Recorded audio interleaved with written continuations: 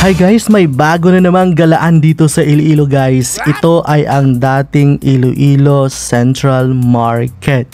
Ngayon, ang tawag ay SM Iloilo Central Market. Oh, di ba? Kakaiba.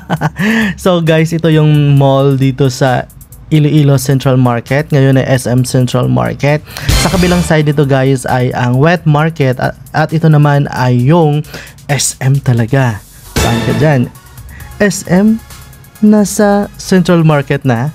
O sino mag-aakalang mangyayari ito? Ito ay makikita lamang sa harap ng University of Iloilo at sa sentro ng komersyo ng Iloilo. So guys, punta kayo dito guys, kaka-open lang, hindi pa masyadong maraming mga stalls, pero nandyan na ang vibes na mall talaga ito na may market. So guys, gala tayo dito guys sa Iloilo, sa SM Iloilo Central Market. Punta na kayo guys, sobrang ganda, para ka talagang sa SM City Iloilo. Maraming foods dito guys, yung mga masasarap at yung mga kilalang pagkain ay makikita dito guys. At syempre, mga painting exhibits, no? Lahat parang gaya talaga sa SM, pero mas focus ito talaga sa market at saka sa food.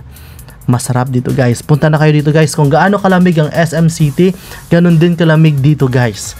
So, para ka nang nagtataka na, saan ba ang SM sa Iloilo? Maraming SM sa Iloilo guys.